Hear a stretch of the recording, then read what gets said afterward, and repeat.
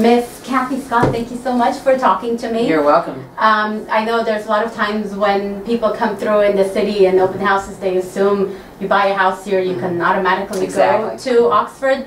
So I want to talk about that a little bit, but also I want everybody to know this is a public school, but what is the process like? Okay, so Oxford Academy is a public school in the Anaheim Union High School District, which Cypress Secondary School is set within. So Oxford is a part of that district. So you must live within our district to be able to come to Oxford. So Oxford is considered a school of choice. We're a college preparatory high school, so we're very focused on making sure kids are getting ready for a post-secondary experience, and we're a 7th through 12th grade school. We were founded with that purpose, a very unique purpose, and again, like I said, we take only residents in Anaheim Union High School District, so that's Cypress, La Palma, Buena Park, Anaheim, and a little bit of a few surrounding areas. So a lot of people think if you live in Cypress, you're automatically assigned to Oxford. If you live near Oxford, you're automatically get to come to Oxford, and that's not the case. It's a school of choice by application. So you can live in Cypress, which is great, or you can live anywhere in our district, and you still have the same equal privilege of applying. So the process is there's a paper application, and you have to have high grades, high standardized test scores. So there's a paper screening from the paper application. If you make it through the paper screening, then you're invited to come take the entrance exam with us. And that happens always in March. And so incoming 6th graders take a test, and incoming 7th and 8th graders. Another sort of confusing issue about Oxford, we only take new students going into 6th, going into 7th, going into 7th, going into 8th, going into 9th. So they have to be current 6th, 7th, and 8th graders apply to come to Oxford. After 9th grade, we don't take new students. And that's because of the rigor and the level. I didn't even know that. Yeah, the level of what we do here, it's too stressful a culture to jump into after 9th grade. Because we build that preparation in 7th, 8th, and 9th grade. I was trying to think if there was any other piece of information. I mean, we are a great district, and we have wonderful schools, and so if you're doing real estate in this area, looking at real estate in the Cypress area, you have Cypress High School is an excellent school, Lexington Junior High is an excellent school, very competitive with us. To some degree, and they like that sort of competition, and so we kind of help raise the bar. It's a very healthy competition, so you can't go wrong living in Cypress. I think we love being located in Cypress because of the city services, just the beauty of the community. It's a very family-centered community, so we love our location, and even our families that come from across the district. We're a 46 square mile district. Even those families that live on the far east side of Anaheim, they love that their kids get to come to a school that's located in a neighborhood that's very safe, has lots of good city services that support the school. I couldn't thank our city service agencies enough, because they consider Oxford very much a part of this community, even though our kids come from all over. And so we have a great working relationship with our police department, our medical field, our city council, Cedar Chamber of Commerce, very connected with all those. So again, Cypress is an excellent community, a wonderful community to live in, but it doesn't guarantee you admission to Oxford, and so you have to apply just like anybody else that lives in the Anaheim Union High School District. Of course. Thank you for that. And also, how does technology play effect in the school with the kids in Oxford? Okay, I would say the elementary schools are probably more advanced in a lot of the technology they use, as far as smart boards, electronic devices, those kind of things. One disadvantage of Oxford is we are not a highly funded school with the federal funds, what they call categoricals. So we get less money than any school in our district, and because all the money goes to low-performing schools, schools with impacted populations of low socioeconomic, high free and reduced lunch. Even though we have almost a 30% free and reduced lunch population, people think because we're located here we're a wealthy school. We have wealthy students. We do not, but we don't get the funding. So we don't have as many resources to have all the kind of fancy technology pieces, but we have a foundation that's a group of parents that raise money, that they do raise money for our school, And so we have laptops on carts. We have 3 of those, that 4 that teachers share, so kids can work on those. We have an iPad class, a class that it's all of our 9th graders.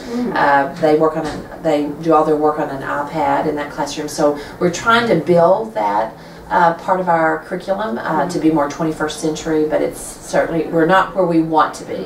And so that's definitely a goal that we have. Great, great. The other thing, the API is 989 out of 1,000. Okay, and that was 2 years ago. 2 years ago. Yeah, so it's 995 out of 1,000. 995 out of 1,000. Yeah. Is that something that you're more excited about bringing in to have the kids to be?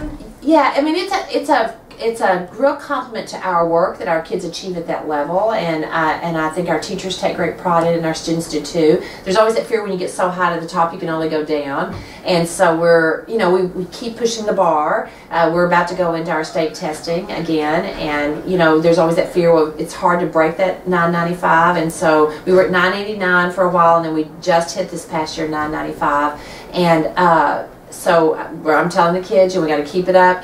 Everybody's got to work hard and focus, and our kids take a lot of pride in that as well, because it helps rank our school in the state. We're tied with the top school, #1 school in the state of California, according to the state. Now, publications rank us differently, but then we're also a top performing school in the nation. So we just keep pushing that bar. That's great. That's great. Also, with the safety of the students, is there a way the school handles? Just because the last couple of months ago, you hear more of the situations with the school and stuff. Is there something that Oxford's doing different with that? Well, one, we're a very open campus, so for some families that's a little concerning because we don't have gates and fences. I personally like that we don't, because I think it gives a much better feel to the campus. We're also located just directly across the street from the police department, and I think that's a great deterrent. We have we've never had any major issues here. When I say we've never had issues with guns. We don't have graffiti issues, and that's one advantage when you've got smart kids. Not that they can't do stupid things, but they take pride in our campus, and they just overall make pretty good decisions. We have a security aide that he is always circulating our campus. Because we're sort of an open campus, we have a lot of traffic. Kids are changing classes, teachers are changing rooms and moving from main office, so there's a lot of traffic across the campus, so it keeps the campus busy. And we've been very, very fortunate not to have any issue, but I think the biggest thing is because we're across the street from the police department. Which is great.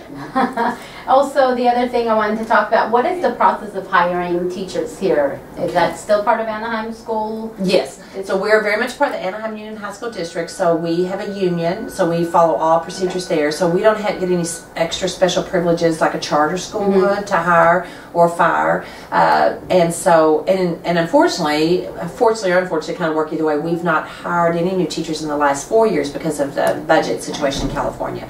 So we've been pretty stable, and that's good in one sense because it doesn't create a lot of turnover. So it's funny, a lot of us have talked to, we haven't hired in so long, we're not even sure what that hardly feels like.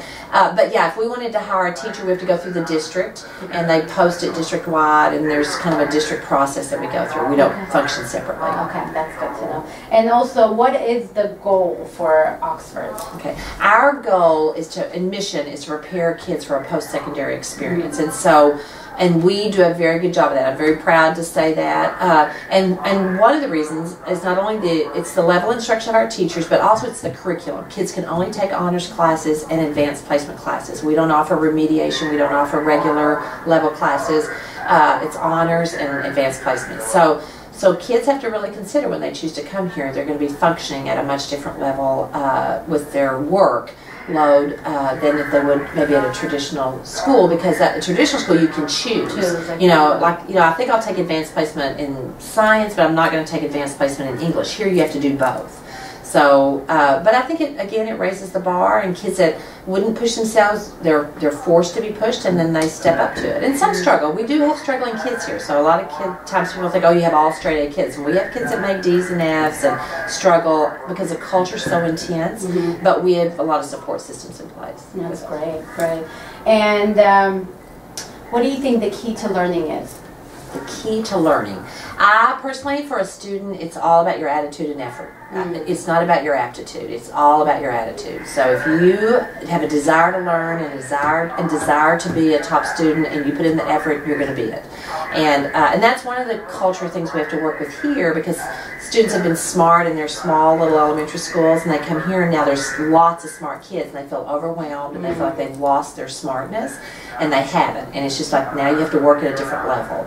And I think, and I've even when I've been at a previous school before Oxford, kids that just worked hard and had a good attitude do very, very well. Good to know. And children are our fill in the blank. They are our future. They are. And we take that very seriously. And we are preparing students today for tomorrow. And we tell our kids that. And I personally, I get to see the best and I get to see the worst. And we have a lot of great kids across our district. And I think we're in very good hands. And one, I think, just through the whole push for years of No Child Left Behind, now we're moving into the Common Core, which I think is a great move, just even pushing instruction to a higher level. I think we're doing a much better job preparing kids, and being instruction in the classroom is very different than probably when you and I went to school. But I think it's different in a great way, and I too.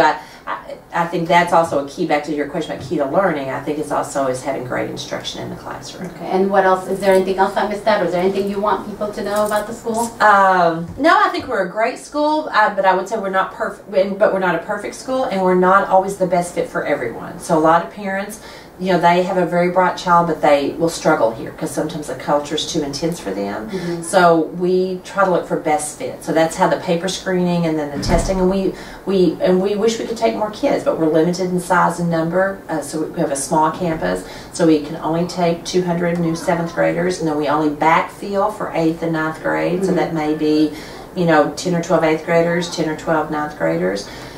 So it's competitive because we'll have about 1,000 applications come through, and then about 800 will test. Oh wow! Yeah, for about 250 spots. Oh wow! You know? So yeah, so it's tough, and we miss a lot of good kids. You know, I know they do very well here, and then we get some kids here that they struggle, and we have to sit down with the parents to say, you know, maybe this isn't the best school, and we get them to a school that is a better fit for them. Okay.